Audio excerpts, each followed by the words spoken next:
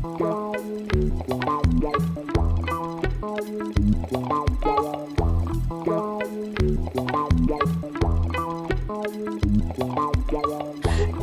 guess some of you have seen some aspects of this talk. I mean, there will be some new things as well. So I apologize if some part of this is maybe boring for some of you.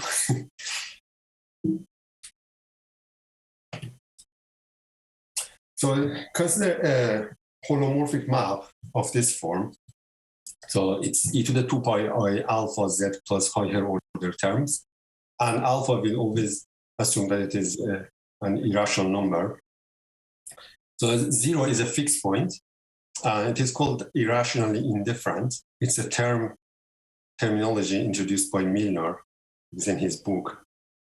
So irrational comes from the fact that the derivative is, irrational, the irrational rotation, and indifferent is, it's neutral. It's not contracting or expanding. So when f is not linear, so there are both tangential and radial movements, and as I have drawn here. So the tangential movement is because, we are tangent to rotation, but the nonlinear term causes radial movements getting close to 0 or moving away. So this leads to complicated long-term behavior known as like resonances. So the purpose of this talk is to provide a toy model for the orbits near 0, which works in some cases. So just going back, taking a step backward, there has been a number of techniques employed to explain the dynamics of these maps. There are many partial results. I've just mentioned maybe 10% of the names that I should have put here. So, but there are basically 3 techniques. There is a Blassian model, which works for Siegel disk. So because this is the situation where you have Siegel linearization domains, or known as Siegel disks, or you could have like Kramer fixed points. So the first technique works for Siegel disks, and there's also the idea of Schwarzian derivative, which also works for Siegel disk. So there's a restriction of bounded type here. But the main technique, which has been very productive, is renormalization. So there has been a wide range of different types of results on using the technique of renormalization. And in this talk, I'm going to basically take the last approach, this renormalization, and build a toy model for the renormalization. So let me start with from the beginning, how the renormalization started. So we have a map of this form F, say defined inside this domain, and you can choose a ray, a line segment starting from 0, but a small one, so that when you apply F to this curve, you get a new curve. This is the second curvy green. Now, if the ray you start with is very small, its image is going to be disjoint from itself. So you can also join the endpoints of these curves by a straight line segment, and you cut this out. So this becomes basically you can see it as a Riemann surface or just an open set in the complex plane. And near 0, there are returns back to this sector. So if you isolate this as a new system, there is an induced map on this open set.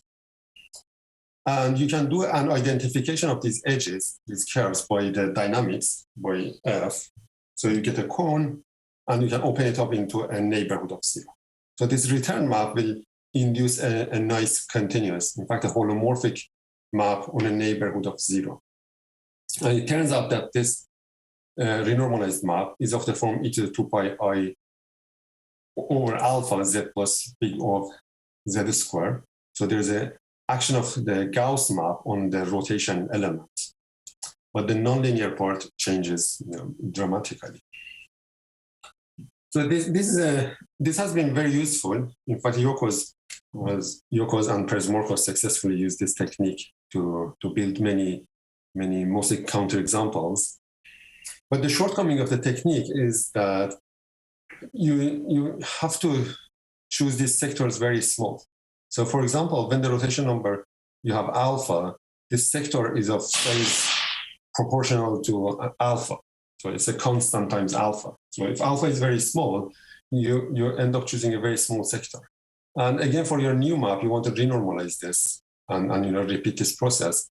Now your 1 over alpha modulo z would be very small. And you end up taking even a smaller sector. And you move the sector up inside this green sector, and you end up with a very, very tiny sector there, where that is where you can use the renormalization to explain the orbits. So when you do this process infinitely often, you could end up with choosing smaller and smaller sectors that when you lift them up here, they just shrink to the fixed point at 0. So this actually happens when you are trying to deal with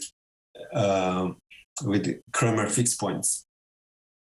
So to rectify this problem, you need to somehow be able to choose larger sectors. And that is what I'm explaining in the next slide. So the previous one, I refer to that as a local renormalization. This is a semi-local version of that. So if you're starting with a map that has a rather simple nonlinear behavior, for example, the quadratic polynomial, or like a Mobius transformation, you see a configuration of sectors as in this picture. So for, say, the quadratic map, there is another non-zero fixed point that I denoted by sigma, and that is roughly of size alpha. So when alpha tends to 0, this sigma tries to merge with the fixed point at 0. So there are some sectors that are very small. So this one, for example, is proportional to the alpha. But when you iterate this forward or backward, you also get very larger sectors. So you basically come to the uniform size. So these sectors are, say they are mapped one to another, going around.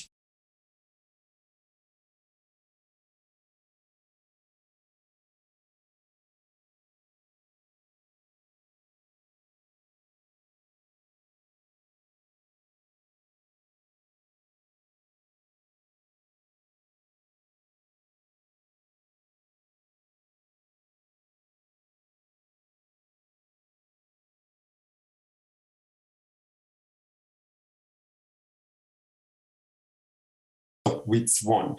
So here infinity plus I infinity corresponds to 0.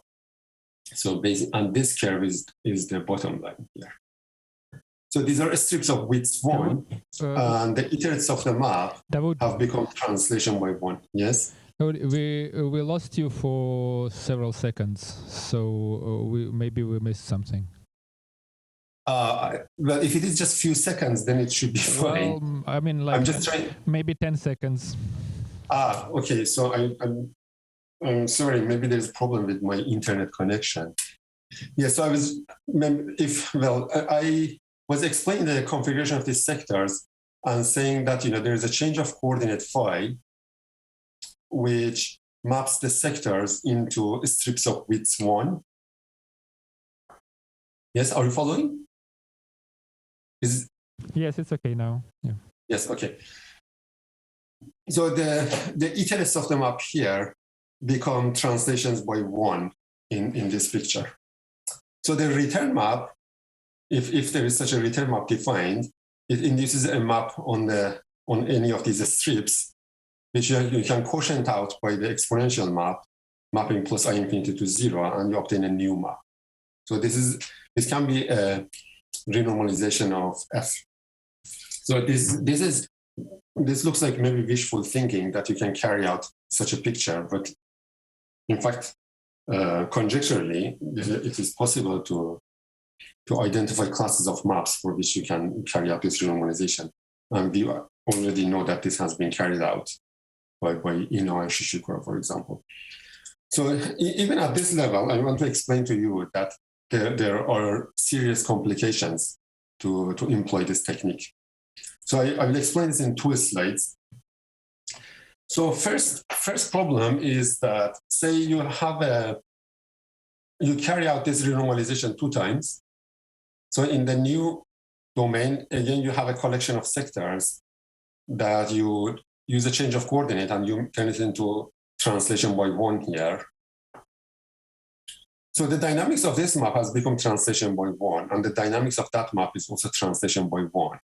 So we can basically ignore this part and only think about the change of coordinate that takes us from here to here.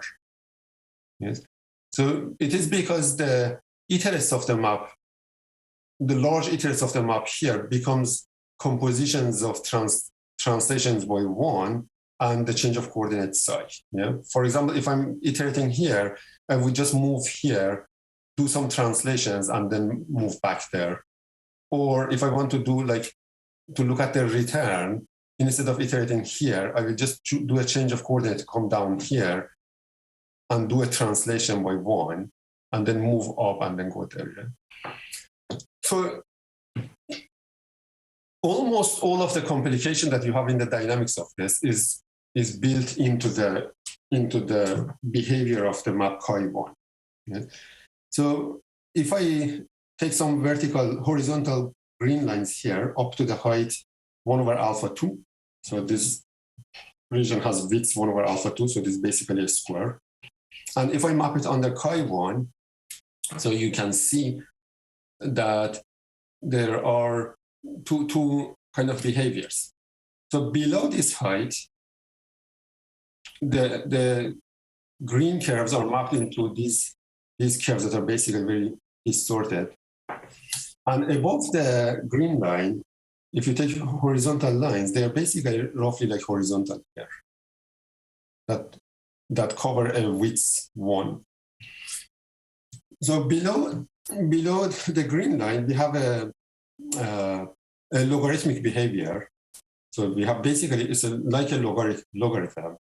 And above this line, the map is like a linear contraction. So it's basically multiplication by alpha 2. Yeah. And around the horizontal green line, there's a transition from logarithmic behavior to linear behavior. Yeah.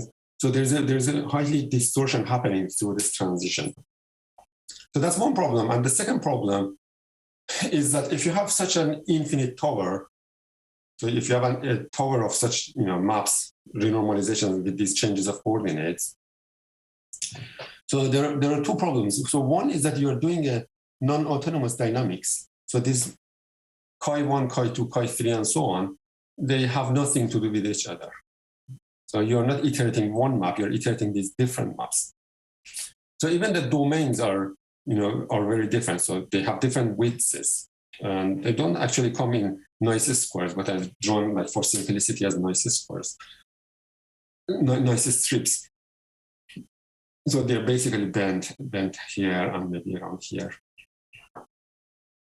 So when you iterate the map, so you take a region here.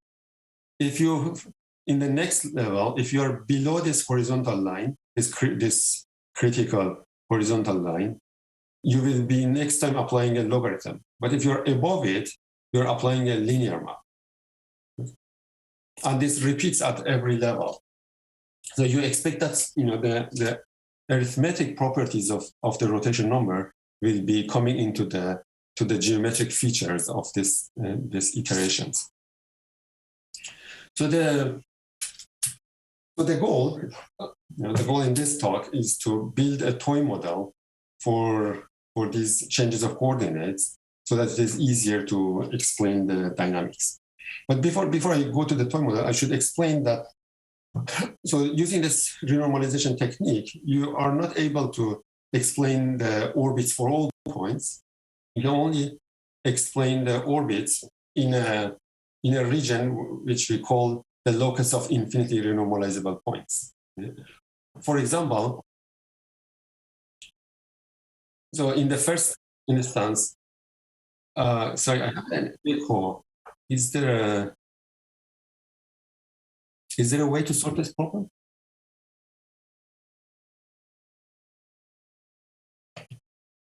Yeah, okay. So in the first level, we can only use this technique to explain the orbits inside these sectors. And if you want to do two renormalization, you can explain the orbits inside these sectors. So you need to lift this up. So you get a set inside this, and you can only explain the orbits inside that. And then you repeat this. So, the next, you need to lift this up there, and you can explain the orbit inside there, and so on. Yeah. So this is the nest of domains where the renormalizations are defined. So in this picture, for example, maybe I can say it this way, that this region is the space above the red line, and the red line lifts up to this, this oscillating curve, and the oscillating curve, maps into an oscillating curve here. Yes. So the technique only explains the orbit inside there. Yeah? So, and then you need to take a nest of them. So to build a toy model for this, in fact, there's a very kind of a brief history. Some work has been done on this. Maybe I can just explain this or mention them in one slide.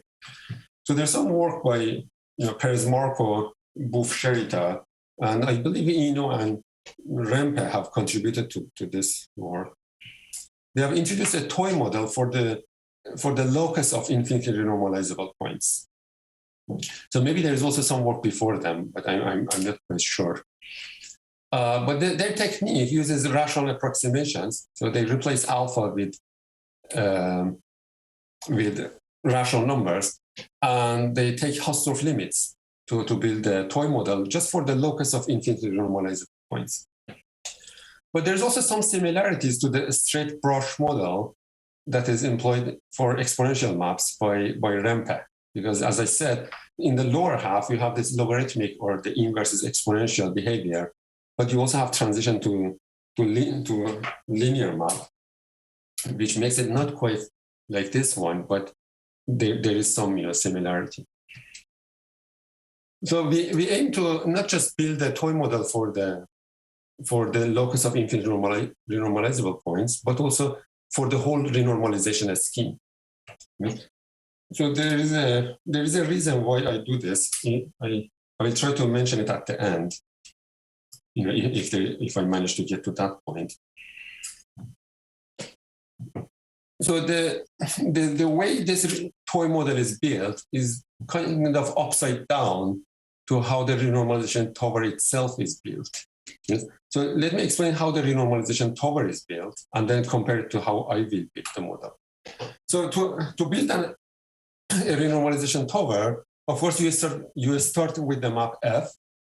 So it has a domain of definition and maps into, say, the complex plane. And there is a renormalization operator, R, but attached with this operator, there is a change of coordinate, chi, which is basically the map that sends this little sector up a stair and opens it up into a neighborhood of 0. Yes? So this chi comes with the renormalization operator. So renormalization is the return map, of course, but it is attached to this change of coordinate. So when you have this pair, you can iterate it and build this sequence of maps F sub n, which come with their domain of definition and their consecutive changes of coordinates chi sub n. Yeah. So what you're doing here is going to be a bit different. So the first step is to build toy models for the changes of coordinates. Yeah. So at this stage, I still don't have the map I want to renormalize. I'm just building the sequence of change of coordinates that are serving as models for chi n. And then we build the domains of the maps F sub n. And after that, we build the maps F sub n themselves. And then the renormalization comes at the end. Okay? So let me try to explain these steps. So the most difficult part is building the models for the change of coordinates. Okay? So here is a crude picture of how the change of coordinates should look. So we replace the union of sectors with a disk. containing 0. So when you take such a disk, you can puncture the disk at 0, and its universal cover is just the upper half plane. And I can normalize this so that when you go to width 1 over alpha 1, you basically turn around once. And of course, you can unwrap this up to the upper half plane again, and you have a map from the upper half plane to this region, to upper half plane, and maps this bottom line to this oscillating curves here, and so on. Yes? So the region above the horizontal line maps to the region above this oscillating curve. So of course, you obtain a map chi1, and this chi1 is going to have this property that, when you translate by 1 over alpha 1 downstairs, you do a translation by 1 in the upstairs, because we are unwrapping this by the exponential. And we also normalize this so that the closest point on the circle to 0 is alpha 1. So you can see from calculations that the middle point is mapped to the highest point, which has height 1 over 2 pi log of 1 over alpha 1. And so these numbers are not too important, but basically the geometry of this change of coordinate comes from the uniformization. So next step is to iron out this conformal map so that it maps vertical lines to vertical lines. So a priori, it's not difficult to just send vertical lines to vertical lines. So you just take the bottom point and you look at where it is mapped, and you send that green line to the line above that. But then there is a question of parameterization. How do you want, at what speed you want to send this to that map. And the way it is done here is that, so this green line, I should have drawn a red basically, but this green line becomes a geodesic in this disk, in the hyperbolic metric. And I take the endpoint and connect to 0 and project that geodesic onto the straight line, and then lift it up from there. So that gives me the parameterization that I want to work with. So this part is a bit similar to the way the straight brush works in the exponential case. But the difference is that because near the top end, I want to maintain having a linear rescaling from here to here. So that means in the horizontal direction, the derivative is like alpha. Because near infinity, the derivative is, like alpha 1. So, and of course, I'm sending vertical lines to vertical lines. That means at the bottom also, the horizontal partial derivative in the horizontal direction is going to be alpha 1.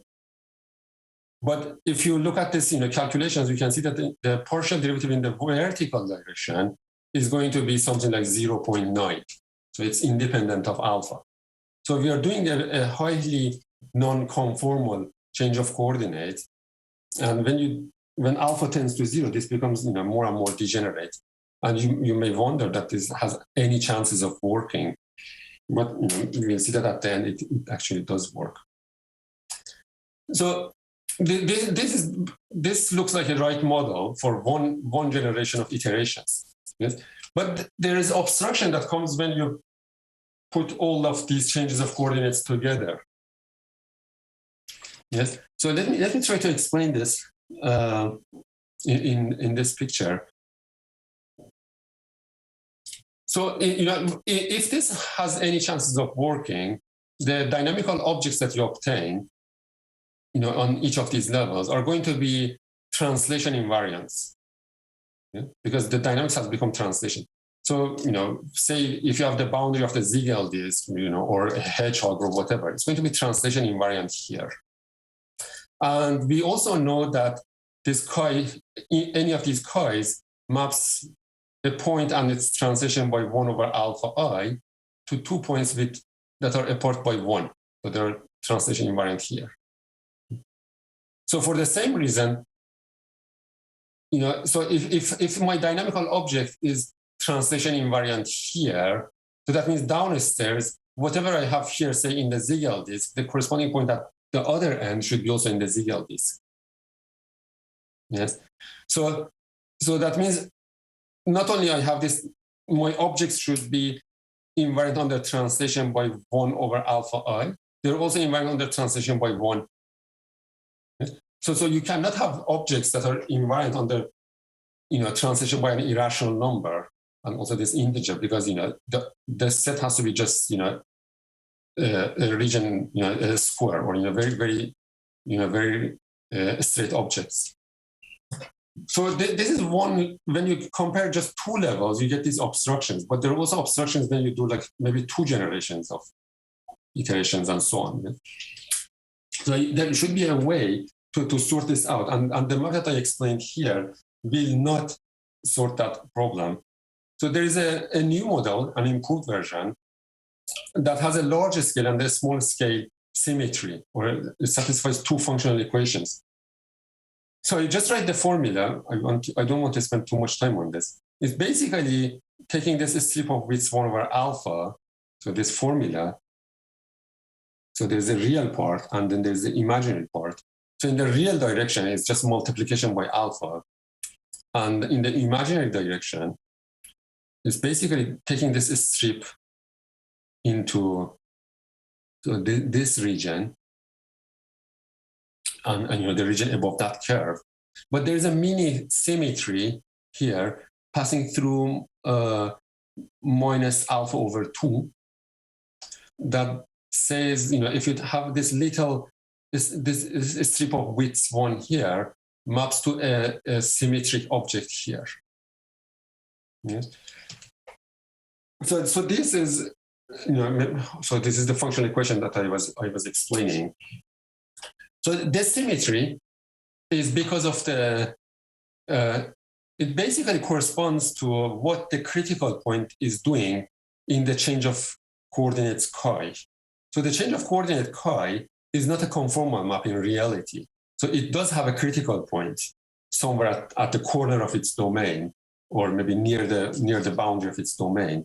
And that little critical point, when you think about it, it is there to make everything work. Yes? And that should be taken into account when you build the toy model. So once you have this toy model, I'm not going to spend too much time on this, but once you have it, you can start to build the domains of the maps that you want to the domain of the map F1.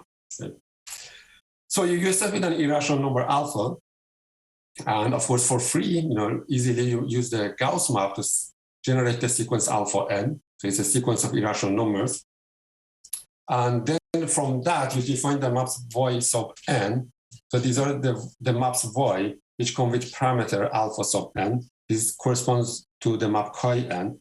So if you remember, my map y sub alpha has this parameter inside. And this parameter is basically going to be feed in alpha n, and we get this sequence of change of coordinates. And from that, we define the set of, so maybe I explain this picture. So I have these maps y0, y1, y2, and so on.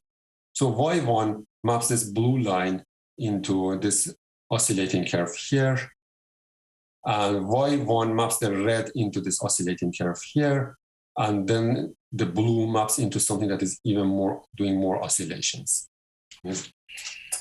So this way, you get a sequence of curves that are basically increasing. So each curve is above the previous one, and they are moving upward. So the region that you have above them is translation invariant, and you project that under the exponential map into a neighborhood of 0, and we call that m sub alpha. So m sub alpha is going to be the locus of infinitely renormalizable points. So I will be able to take these points and renormalize the map on them infinitely many times. You can also project the next maps, but let's not worry about what are those ones and what is the relation among them. So we just take this first map m sub alpha.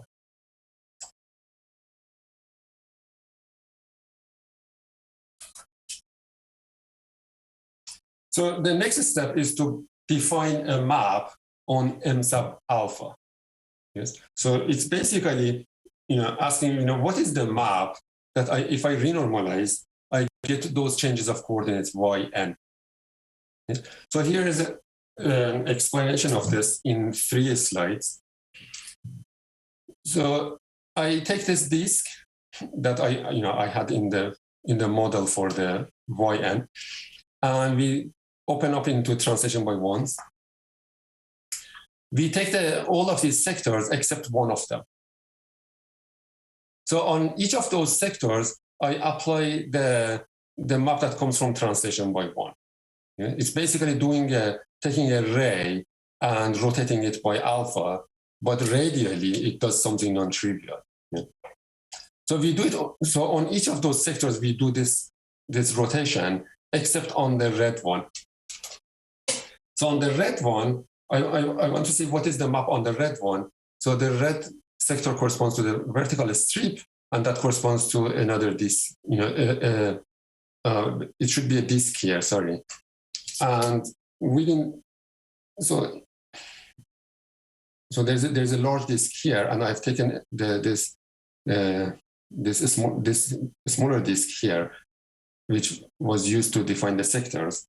So if I define the map downstairs over the whole red object, I can lift that up and plug into this sector here and define the map. Yes. But we basically repeat the same thing downstairs. We remove a sector of this angle, alpha 2. On the remaining one, we apply this rotation, this kind of hyperbolic version of rotation. But on the green one, we don't do anything. Yeah. So if I lift this up here, I will have a map defined on this portion, but on the green, I don't have anything. And then you repeat this. You do 3 iterates. Again, you go to the 3rd level, you remove a sector, and you define on the rest, and then you move this up. You a smaller sector here, the orange one, where you don't have the map, but you have it on the remaining one. Yes. So why is this reasonable to do this? You see, the idea is that as long as a region is wandering, if you have wandering dynamics, all dynamics that are wandering, they are the same topologically. Yes? And this is what is happening here. This sector is wandering around. You are free to choose the dynamics in any way you want. But as soon as you have a return, that is where you have the obstruction to your dynamics. Yes? Yes? So this is the part you don't know how to define. So you move downstairs. You can see that, there's a bit more wandering stuff. For that one, I'm free to choose whatever I want. So I have just decided to plug in this hyperbolic rotation here, but I could have chosen, easily I could have chosen other things and plugged that down here. Yes. So I'm avoiding, each time I'm avoiding where the return is. So if you repeat this all the way to infinity, you will basically start to fill this out. There will be one ray that as you go down the tower, you always stay in this, forbidden region. So the idea is that, there is a way to fill that out. There's a way to extend that, and you obtain a nice homeomorphism. So that will basically give you the map piece of alpha. And once you have the map piece of alpha, the renormalization is very natural. So you just take the red sector. Now you have defined a map over this neighborhood. So you take the return, and the return, this is a map here, and then that projects down to a map here. So that will be my renormalization. And then you may wonder, what is this new map? So is this new map going to be anything familiar? Yes. So the domain here is rays. So the rays become vertical lines, and the vertical lines map back to rays here. Yes. So this map is acting like rotation by alpha. So the map downstairs, you can see that it will act as rotation by 1 over alpha.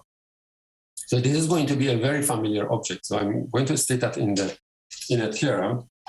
So whatever I explained until now can be stated in this theorem. So there exists a class of dynamical systems, I denote by gamma.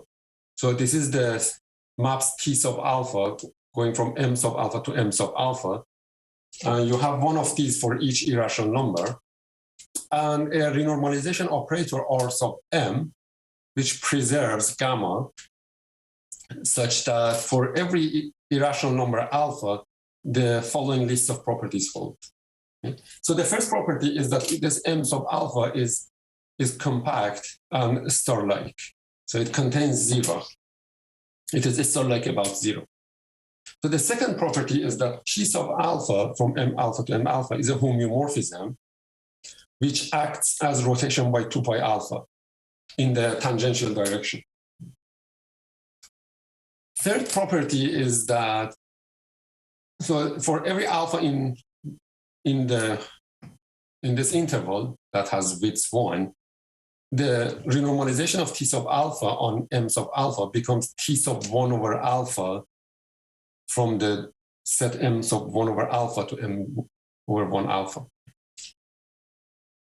So the fourth property is that, of course, you could wonder, if alpha is a small, 1 over alpha is a very large number, and what does that 1 over alpha has to do with the map that is rotating by 1 over alpha? Because 1 over alpha modulus z is the rotation element, but this 1 over alpha could be a large irrational number. So in fact, there is a periodicity. So m sub alpha plus 1 is m alpha, T alpha plus 1 is T alpha.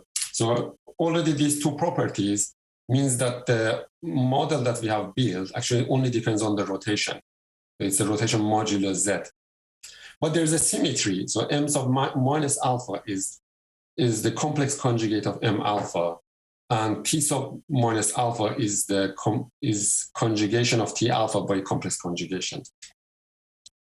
So far, this theorem, maybe it's going a bit quickly, but is trivial. So because the statement says that there exists a class of dynamical systems and the renormalization operator with these properties. So you could say that I take the class to be, rigid rotations by alpha, and m sub alpha is just the disk of radius 1. Yes. So I have these rigid rotations, class of rigid rotations, and of course, this is true, that is true. It's just a T sub alpha is just a rotation, yeah, it's fine. And this is also okay. So you just take a sector and you look at the return. The renormalization of the rotation is rotation. And this is also true. So what makes this theorem non-trivial is that the model has the same geometry as a non-degenerate, non-linear map. Yes. And the way I explain this, or the way I state that, is in this statement. So the point 1 plus 1 belongs to m alpha. And for every integer I between 0 and 1 over alpha, so you should imagine that this is a large number, the size of these iterates is comparable to the size of the iterate for the quadratic map. So this is the quadratic map Q sub alpha, and this is the critical value for the quadratic map. So for the quadratic map, when you do one return of the orbit of the critical point, it goes through this pattern that sometimes it is close and sometimes it is far. And T sub alpha is doing the same thing. Yes, of course, this looks maybe trivial because you just do it for one level of iterations. But because this applies for every alpha, it makes the whole model to be correct for the whole quadratic map for all iterations. So this is true for a universal constant C. I think I have about 15 minutes, and I would like to discuss 3 topics. So the first topic is that there is a complete description of the sets M sub alpha. So they depend on the arithmetic of alpha. So the second feature is the dynamics of T sub alpha on M sub alpha.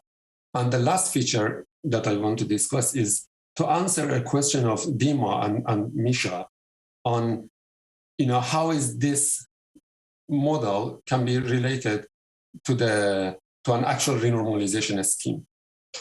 Yes. So how can you apply this toy model? Yes. So I'll try to cover these 3 topics in the 15 minutes. So the topology of M sub alpha. So let me recall that M sub alpha is the set of points that you can map down the tower infinitely often. Yes. So that means m sub alpha will be, in the first look, it is the region above this horizontal line. To be able to map to the next level and to be inside the domain of the next map, you need to be above the red. So the red is this oscillating curve here. So that means I have to be above that red. And then again, you take the blue, you bring it here, and then you bring it here. So m sub alpha is above the blue, and so on. Yeah? So there is a sequence of curves moving upward here. And m sub alpha is whatever you obtain in above that.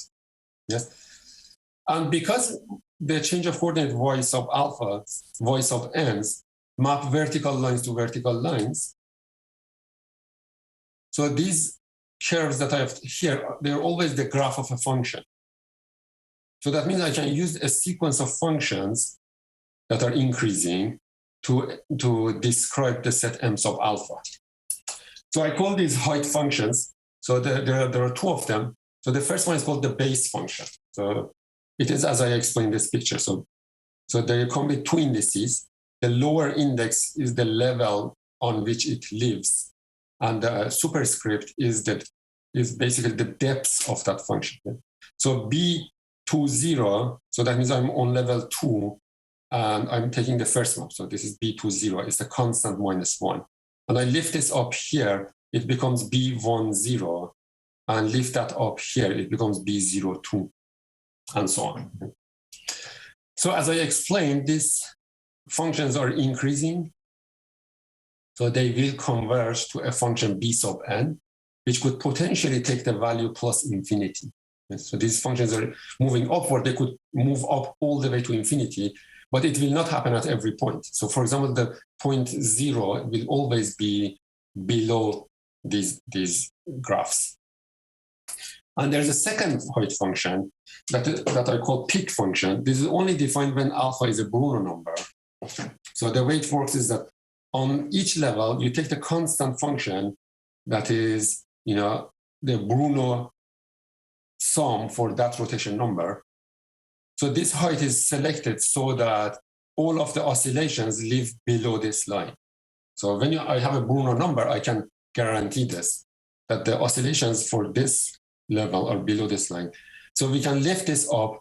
It will do a little bit of oscillation, but it will be, it's still a nice function. And then you lift that up here. So you build this sequence of peak functions, Pijs. At the peak functions, if you choose them carefully, they're going to be decreasing. Yes. So for example, you can see that the Bruno sum, the Bruno value is here, and when I lift this up here, it is below that. Yes. And then here there is the constant function, which is the first one, and then the black, and then the orange. So the peak functions are decreasing, the base functions are increasing, and the base functions are always below the peak functions. So the peak function doesn't let these fingers to move up. So there are equivariant properties of these functions. So because these functions are, they're coming from, they're related by the maps y-n's, there are some very nice equivariant properties of these two functions. So the base function basically moves. So the functional relation for the base functions is very close to the functional equations for the Bruno function. And for the peak function, the spirit is that it behaves like the way the Hermann condition is defined. So you do this analysis, and you can see that basically there are three cases. So the case that when the alpha is not a Bruno number, so that is when you have this Kremer fixed point. So the fjords are the objects that are going from below. So there's the first generation of fjords, and then there's the next generation is the ones that are below the blue, and then there will be the third generation going from here. So these fjords will reach infinite heights. And the tongues are the guys that go from the opposite direction. So for example, the region above the red is a tongue, and then the region above the blues are these thin tongues. And these tongues will collapse collapse vertically into vertical lines. So that is in the Bruno case. So when we have a Hermann number, the peak functions and the base functions will come together and converge to a single function. So that means my m sub alpha is the region above the graph of this function, this unique function that I obtain in the limit. And the third case is when alpha is a Bruno but not Hermann. And in this case, the base functions will move up and start to touch the limiting peak function. It will happen on a dense set of points, but not at every point. So that means there will be some tongues that are collapsing to vertical lines, and they will become degenerate. So the combination of this is this theorem that I had in 2017, is that for every irrational rotation, you have one of these three cases. Either you have the Hermann number and m sub alpha is a closed topological disk, or you have this arithmetic type and m sub alpha is a closed topological disk with these hairs, or you have a Cantor bouquet. And here's the picture of, here's a Cantor bouquet. There are too many rays. You see this black, but in fact, 0 is not in the interior of the point. And this is a disk with rays coming out. So there's a precise definition of what is a hairy topological disk, but I don't want to go into it. I also didn't define these Hermann and Bruno numbers, but I guess at this point we are okay with this. So that's the topology of m sub alpha. There's also the dynamics on m sub alpha. Let me just spend like 1 or 2 minutes on this. So in the case of the non-Bruno number, where we have a Cantor bouquet, if I pick any point in the Cantor bouquet except 0, and I look at the orbit of that point, the closure of that orbit will form a subset of the Cantor bouquet, which is itself a Cantor bouquet. Yes, and by varying these points, you get a different invariant Cantor bouquets. And one of the items in the theorem says that if you take any closed invariant set in this dynamical system, that closed invariant set comes from the orbit of a single point. So in other words, there is a one parameter family of invariant closed sets. So, and also the dynamics is recurrent and uniquely ergodic. So I don't want to spend any more time on this because this is maybe the only new part for some people. So I want to see how is this toy model is related to an actual renormalization picture. So I assume that we have a class of holomorphic maps where each element in the class has an irrationally indifferent fixed point, and there is a unique critical point in the domain of that map. And also assume that there is a renormalization operator that preserves F, and it has similar qualitative aspects. So by that, I mean, it is defined as a return to a sector landing at 0. Yes. So with this renormalization operator, there is an associated change of coordinates, chi sub F.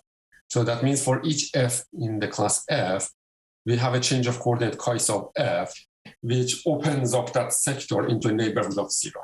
Yeah? So I refer to that as the renormalization change of coordinates. Yeah?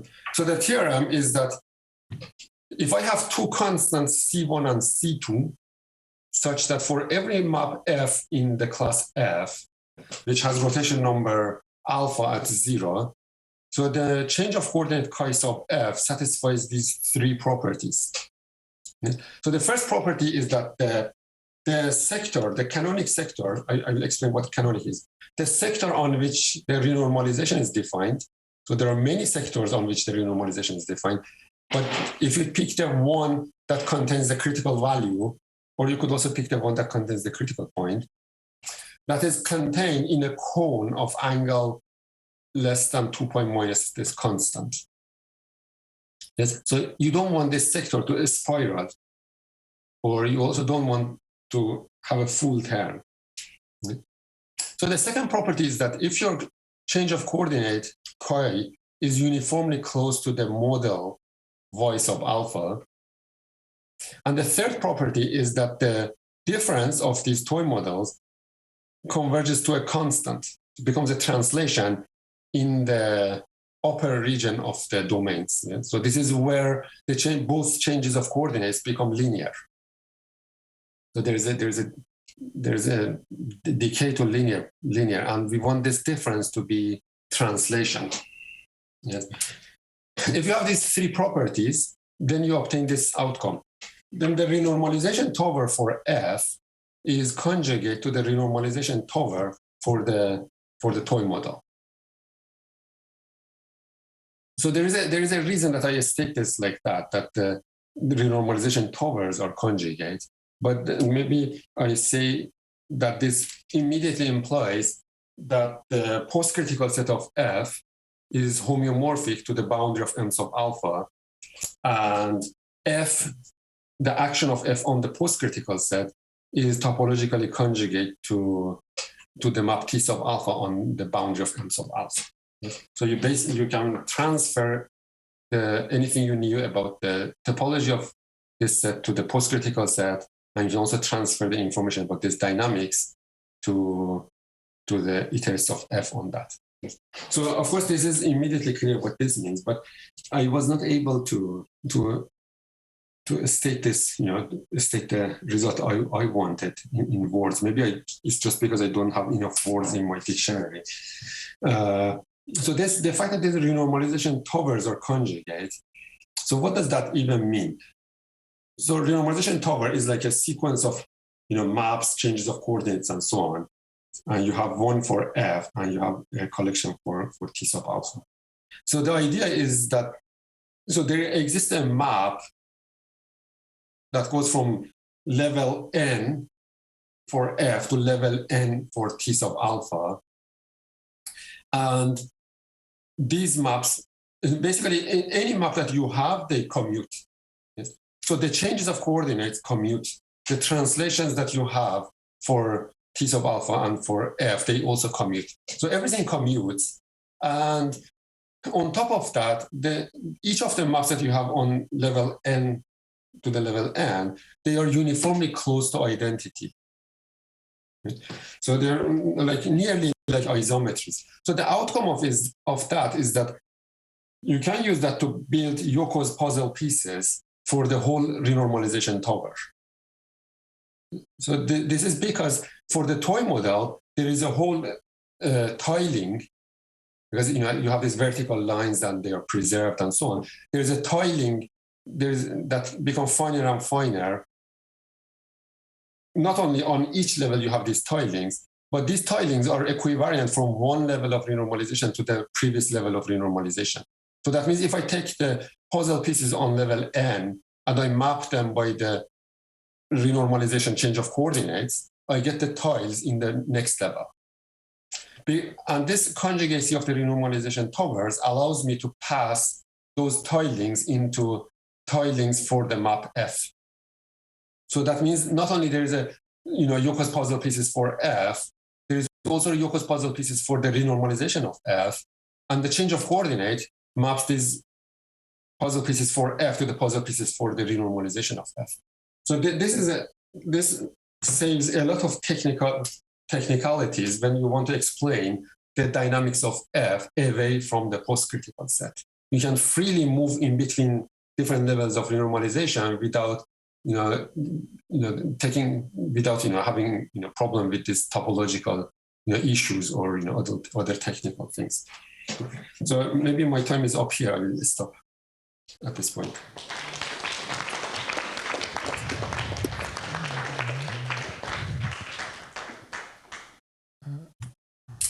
Thank you. We have time for one or two questions. Are there any questions from online audience? Yes, I do have some questions.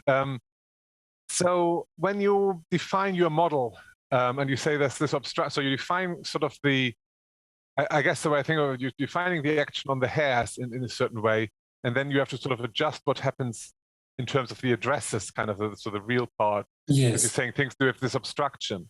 So, I mean, one of the things that you might think, unless I got the picture wrong, is that one might think actually don't use 1 over alpha, but use the entries in use the QNs or something in the continued fraction expansion. Is that something that would work, or is the reason that you don't want to do that because you want to have something continuously depending on your rotation number at every stage, or how should I think of that? That's a very good question. So in fact, the approach taken by Booth and Sherita was like that. So they replaced alphas with rational numbers so that they avoided this problem with irrational periodicity that I was explaining. Yeah.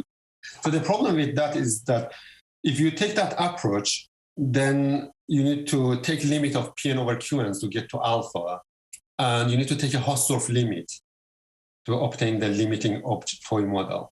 And I guess you know very well that in analysis, taking Hausdorff limits are not very good. You lose control as you take this Hausdorff limit. So I replaced that with this approach because my toy model M sub alpha is obtained from a nest that is shrinking to M sub alpha. Yes. So that having a nest shrinking to M sub alpha is very important in the proof of this last theorem that I mentioned here. So you couldn't get that by doing just different maps at different stages for your renormalization, but getting the same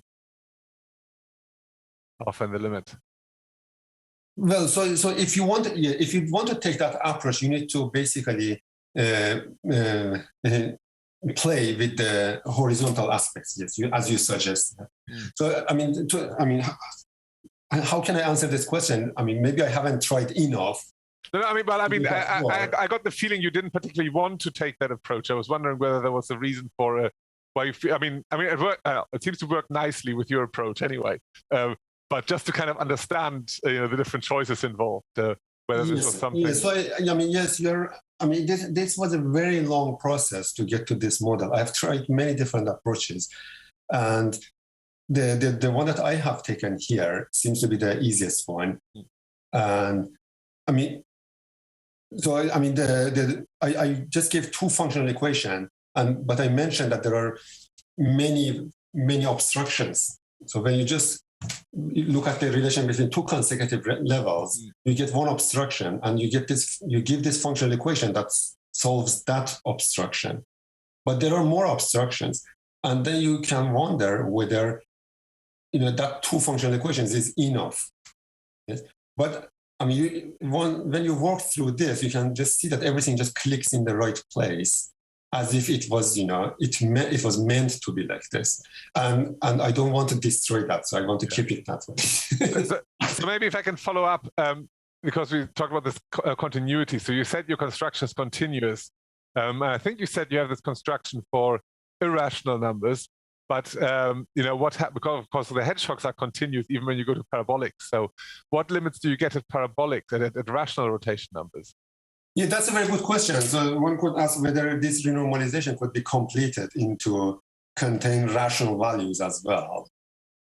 Yes, and it is not obvious to me whether there is a continuous extension of this that would give you a nice parabolic renormalization when the rotation number is 0. Yes, one has to check this. I haven't done it, but if there is such a nice extension to include the rational values as well, that would be nice.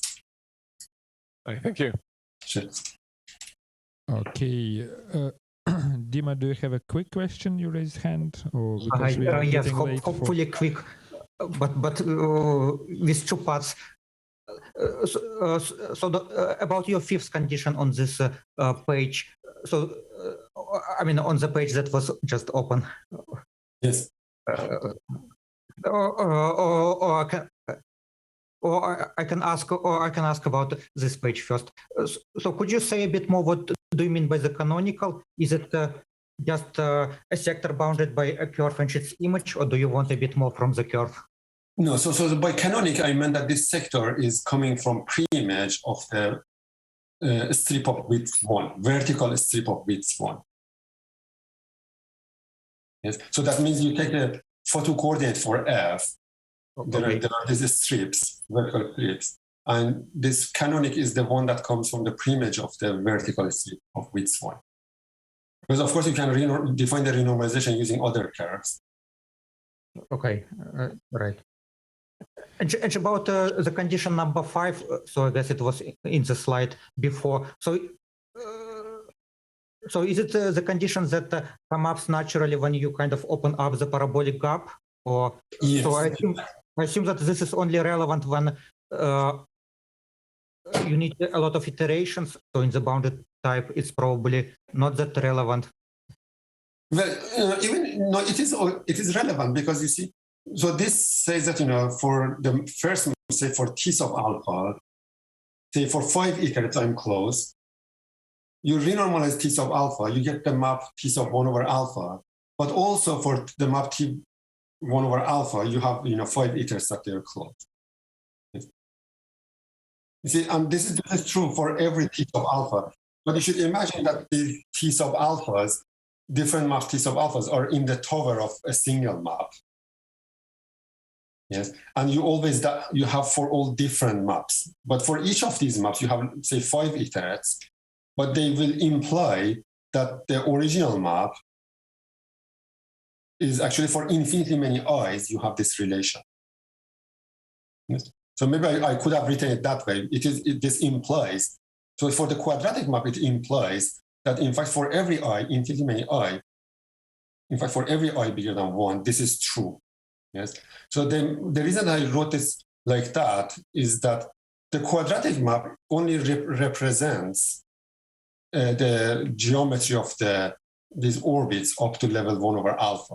In fact, I could have taken a different map as long as the second coefficient of, the coefficient of Z2 is non-zero, you will have the same geometry when alpha tends to 0.